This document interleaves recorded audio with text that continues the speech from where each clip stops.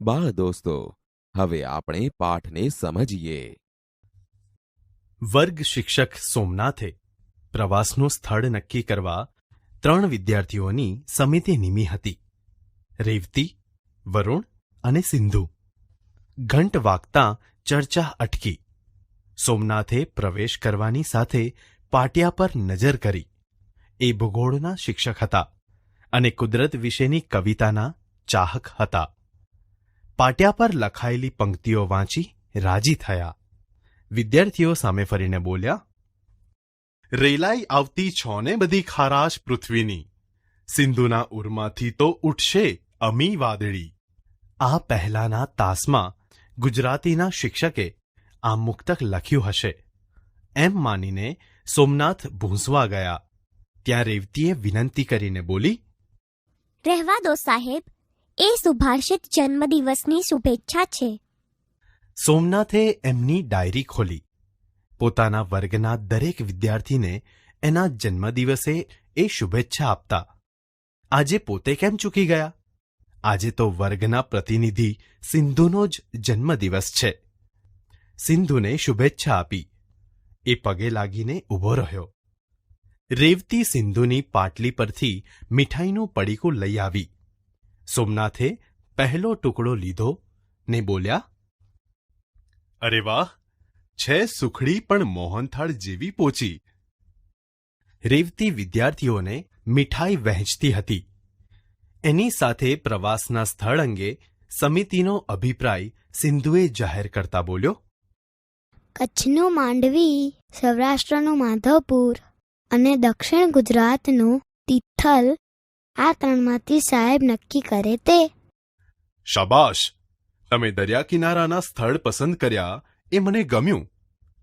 છેલ્લે આપણે આબુ અંબાજી ગયા હતા. રસ્તામાં મેં તમને એક લેખ વાંચી સંભળાવ્યો હતો. પુણ્યના પર્વત જેવા રવિશંકર મહારાજ એના લેખક હતા. સ્વામી આનંદ? પર્વતની ઊંચાઈ જોનારે સમુદ્રના ઊંડાણ વિશે પણ જાણવું જોઈએ. ગોળમેજી પરિષદમાં ભાગ લેવા ગાંધીજી ઇંગ્લેન્ડ જઈ રહ્યા હતા. ઝવેરચંદ મેઘાણીને ખાતરી હતી કે બાપુ અપમાન વેઠી લેવાની ઉદારતા ધરાવે છે. તેથી એમણે ગાયેલું, સાગર પીનારા અંજલિ નવ ઢોળજો બાપુ. ગાંધીજી દરિયાદિલ હતા. એમણે કદી કોઈને શાપ ન આપ્યો, આશીર્વાદ આપ્યા. એમના હૃદયમાંથી અમી વાદળી ઉઠી. રેવતીએ વરુણ સામે જોઈને સોમનાથ સાંભળે એ રીતે કહ્યું, સાહેબ પ્રવાસનું સ્થળ નક્કી કરવાનું ભૂલી ગયા લાગે છે. સોમનાથે તુરત પીઠ ફેરવી. મુક્તક ભૂંસ્યા વિના પાટિયા પરની બાકીની જગ્યાએ પશ્ચિમ ભારતનો નકશો દોરીને દરિયા કિનારાના સ્થળોના નામ લખવા માંડ્યા. છેક ઉપરના કોટેશ્વર, નારાયણ સરોવરથી શરૂઆત કરી. માંડવીના નામ સામે વહાણ ચિતર્યું. પછી દ્વારકા, બેટ દ્વારકા લખ્યું. બોલો, હવે શું લખું? છેલ્લી પાટલી પર બેઠેલા વિદ્યાર્થીએ કહ્યું, માધવપુર? મેં માધવપુર જોયું છે. એના વિશેનો લેખ પણ લાવ્યો છું. લો વાંચો. વિદ્યાર્થીઓને સોમનાથ પ્રોત્સાહન આપે છે. એ બને એટલું જાતે ભણે તો વધુ સારું એવું તે માને છે. તેથી લેખ વાંચવા લાગ્યા. માધવપુર સૌરાષ્ટ્રના સાગરકાંઠાનું વૃંદાવન છે. અહીં સદીએ સદીએ મહાન સંતો આવ્યા છે. અહીં સદીઓ જૂના ઝાડ છે. આંબલી, રાયણ, નારિયેળી બેશુમાર છે. પપૈયા છે. અહીંના પોપટ પણ પપૈયા જેવા તાજા માજા છે. અહીં રૂકમિણી શ્રીકૃષ્ણના લગ્ન દર વર્ષે ઉજવાય છે. ભવનાથ અને તરણેતરની જેમ અહીંનો મેળો જાણીતો છે. અહીં ભાદર, ઓજત અને મધવંતી નદીઓ સમુદ્રને મળે છે. આખા ગેડ વિસ્તારને હરિયાળો અને ફળદ્રુપ રાખે છે. અહીંનો દરિયા કિનારો વિશાળ અને ઉજળો છે. ઘણા પ્રવાસીઓ ચોરવાડ કરતા માધવપુરના દરિયા કિનારાને વધુ પસંદ કરે છે. ત્યાંના સૂર્યોદય અને સૂર્યાસ્ત જોઈ મુગ્ધ થઈ જવાય છે. તો ચાલો માધવપુર. સોમનાથે પૌરાણિક પાત્રોનો પરિચય આપી આગળ વધવાનું પસંદ કર્યું અને પાટિયા પર સોમનાથ લખ્યું. સાહેબ પોતાનું નામ લખવાની ઉતાવળમાં સુદામા અને ગાંધીજીના વતનને ભૂલી ગયા. અરે હા, દ્વારકા અને માધવપુર વચ્ચે પોરબંદર ખરું. રાષ્ટ્રપિતાના જન્મસ્થળને કેમ ભૂલાય? અને ત્યાંનો દરિયો પણ મુંબઈના ચોપાટી વિસ્તારને ભૂલાવી દે એવો છે. તો સોમનાથનું પ્રભાસ ક્ષેત્ર મનુષ્યના પુરાતન નિવાસનું કેન્દ્ર છે. આ વિસ્તારમાંથી મનુષ્યની પ્રાચીનમાં પ્રાચીન ખોપરી મળી છે. અહીંનું મંદિર અનેકવાર તૂટ્યું, પણ ભક્તોની શ્રદ્ધા વધતી રહી. અત્યારે જે ભવ્ય મંદિર આખા દેશના યાત્રીઓને ખેંચી લાવે છે એ 7મું છે. દ્વારકાનું ત્રિલોક સુંદર જગત મંદિર પણ સમુદ્ર કિનારાની શોભા છે. સર, તમે એકવાર 7 દ્વારકાની વાત કરતા હતા. હા, એ માટે આપણે 5000 વર્ષના ઇતિહાસમાં દાખલ થવું પડે. વિદ્વાનો કહે છે કે અત્યારનું મંદિર 7મી વાર બંધાયેલું છે. તો કેટલાક સંશોધકો જુદા જુદા સ્થળોને દ્વારકા તરીકે ઓળખાવે છે. દ્વારકા એટલે ભારતમાં સમુદ્ર માર્ગે પ્રવેશવાનું દ્વાર, ગેટવે ઓફ ઇન્ડિયા. એમ તો દીવ દ્વારા પણ વિદેશીઓ ભારતમાં ક્યાં નથી પ્રવેશ્યા? તળાજા પાસેનું ભવનાથ મંદિર, આજ મહારાજ જલ પર ઉદય જોઈને કવિકાંતનું એ કાવ્ય ભવનાથના સાગર કિનારે રચાયેલું. નજીકમાં મણાર અલંગમાં વહાણ તોડવાનું વિશ્વવિખ્યાત કેન્દ્ર છે. પ્રાચીન કાળમાં ધોલેરા લોથલ સુધી વહાણવટું ચાલતું. લોથલ અને તિથલને કશો સંબંધ ખરો? સંબંધ સમુદ્રના 1666 કિલોમીટર લાંબા કિનારાનો. પણ જો આપણે તિથલ જઈશું તો દાંડીના દર્શન પણ કરીશું. સમુદ્ર ઉદાર હૈયે માનવજાતિને મીઠું પૂરું પાડે છે. અંગ્રેજોએ એના પર વેરો નાખ્યો. ગાંધીજીએ એક મુઠ્ઠી મીઠું લઈને સત્યાગ્રહ કર્યો. વેરો નાખવાના કાયદાને પડકાર્યો. આખો દેશ બેઠો થયો. ભારત પર દરિયાના ઉપકાર કંઈ ઓછા નથી. સર, આપણે દીવથી દાંડી સુધી નૌકાનો પ્રવાસ કરીએ તો કેવી મજા આવે. કહે છે કે પહેલા લોકો સોમનાથથી સીધા ખંભાત જતા. મોટા થાવ પછી જજો. આપણે પહેલા જાણવું જોઈએ કે કઈ મોસમમાં ક્યાંથી ક્યાં જવાય. માંડવી અને માધવપુરના દરિયા કિનારે રેતીના વિશાળ પટ છે, તો દીવ અને સોમનાથ પાસે કિનારાથી જ ઊંડાણ શરૂ થઈ જાય છે. દરેક બંદરના કાંઠાના જળનો નોખો રંગ અને નોખું વ્યક્તિત્વ હોય છે. ગુજરાતીઓ દરિયાખેડુ ગણાય છે, કેમ કે એ દરિયાને ઓળખે છે, પૂજે છે. ઝૂલેલાલના ગીત તમે સાંભળ્યા હશે. સિંધીઓ એ ગાય છે. ઝૂલેલાલે હિન્દુ મુસ્લિમને એક માન્યા છે. એ વરુણદેવનો અવતાર ગણાય છે. તો અહીં હું મારું નામ દરિયાલાલ રાખી શકું? ત્યાં સિંધુ સાહેબની રજા લઈને ગાવા લાગ્યો. ઓ લાલ મેરી પત રખ્યો બલા ઝૂલેલાલ. આખો વર્ગ તાળીઓ સાથે જોડાયો.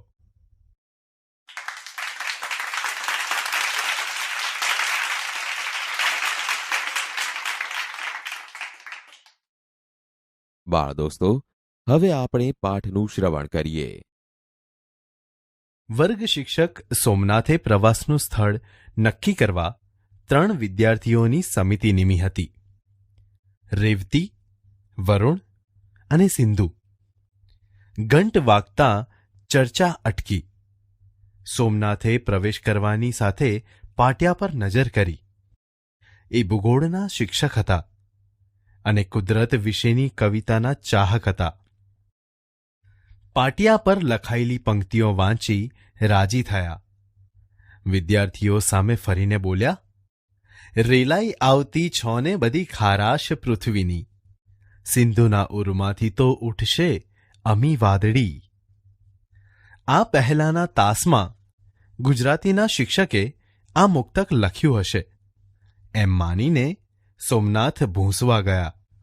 ત્યાં રેવતીએ વિનંતી કરી, રહેવા દો સાહેબ, એ સુભાષિત જન્મદિવસની શુભેચ્છા છે.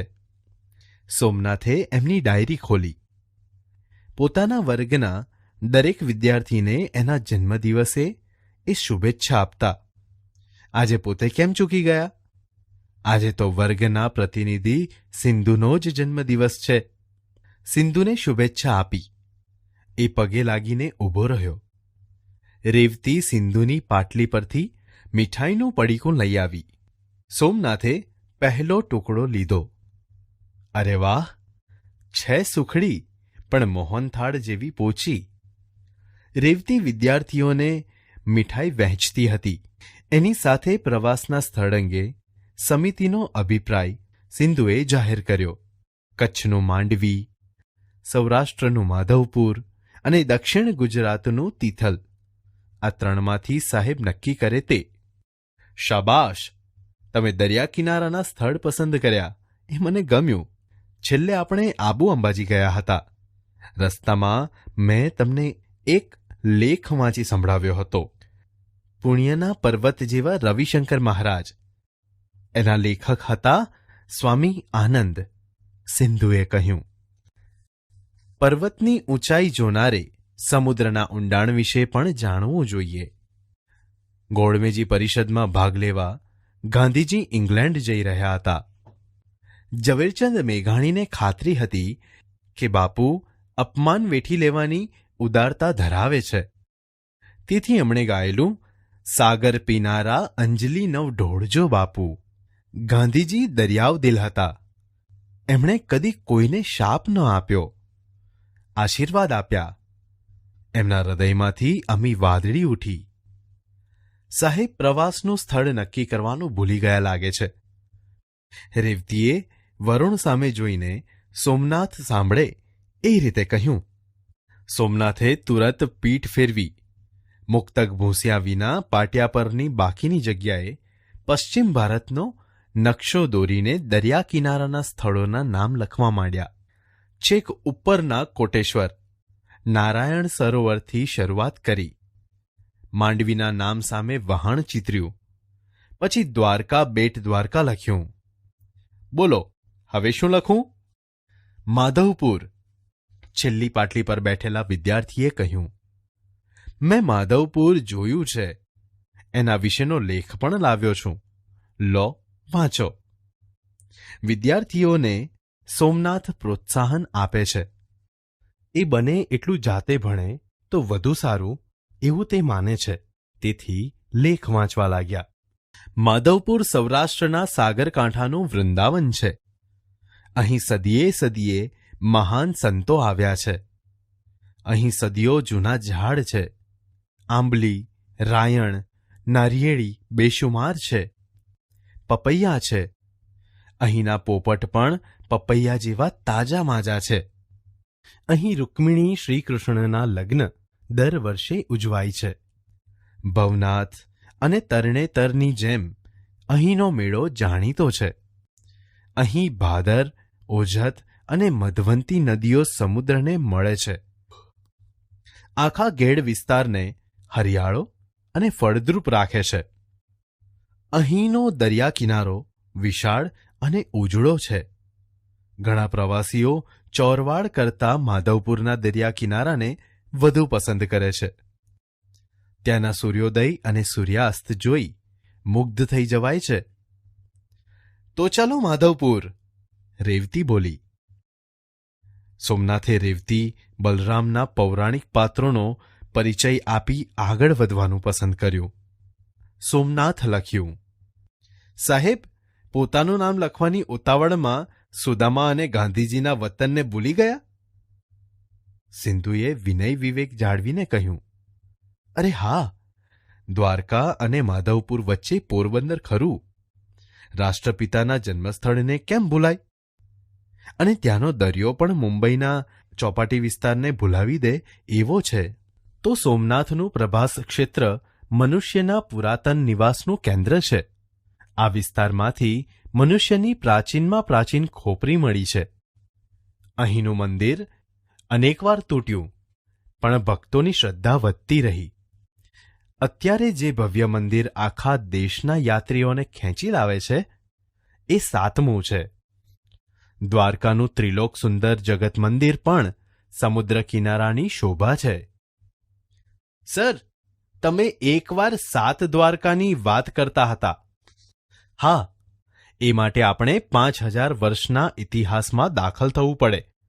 વિદ્વાનો કહે છે કે અત્યારનું મંદિર 7મી વાર બંધાયેલું છે. તો કેટલાક સંશોધકો જુદા જુદા સ્થળોને દ્વારકા તરીકે ઓળખાવે છે. દ્વારકા એટલે ભારતમાં સમુદ્ર માર્ગે પ્રવેશવાનું દ્વાર, ગેટવે ઓફ ઇન્ડિયા.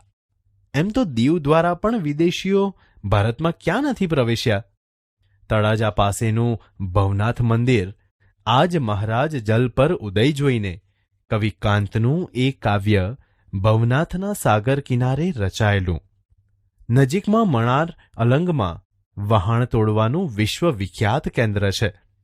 પ્રાચીન કાળમાં ધોલેરા લોથલ સુધી વહાણવટું ચાલતું. લોથલ અને તિથલને કશો સંબંધ ખરો? વરુણે પૂછ્યું. સંબંધ સમુદ્રના 1666 કિલોમીટર લાંબા કિનારાનો. પણ જો આપણે તિથલ જઈશું તો દાંડીના દર્શન પણ કરીશું. સમુદ્ર ઉદાર હૈયે માનવજાતિને મીઠું પૂરું પાડે છે. અંગ્રેજોએ એના પર વેરો નાખ્યો. ગાંધીજીએ એક મુઠ્ઠી મીઠું લઈને સત્યાગ્રહ કર્યો. વેરો નાખવાના કાયદાને પડકાર્યો. આખો દેશ બેઠો થયો. ભારત પર દરિયાના ઉપકાર કંઈ ઓછા નથી. સર, આપણે દીવથી દાંડી સુધી નૌકાનો પ્રવાસ કરીએ તો કેવી મજા આવે. કહે છે કે પહેલા લોકો સોમનાથથી સીધા ખંભાત જતા. મોટા થાવ પછી જજો. આપણે પહેલા જાણવું જોઈએ કે કઈ મોસમમાં ક્યાંથી ક્યાં જવાય. માંડવી અને માધવપુરના દરિયા કિનારે રેતીના વિશાળ પટ છે, તો દીવ અને સોમનાથ પાસે કિનારાથી જ ઊંડાણ શરૂ થઈ જાય છે. દરેક બંદરના કાંઠાના જળનો નોખો રંગ અને નોખું વ્યક્તિત્વ હોય છે. ગુજરાતીઓ દરિયા ખેડૂ ગણાય છે, કેમ કે એ દરિયાને ઓળખે છે, પૂજે છે. ઝૂલેલાલના ગીત તમે સાંભળ્યા હશે. સિંધીઓ એ ગાય છે.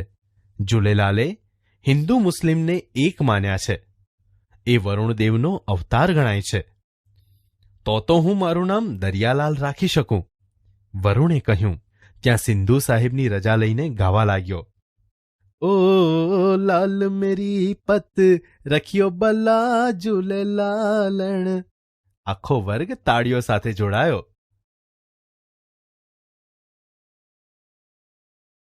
પાઠ 13. સાગરકાંઠાનો પ્રવાસ.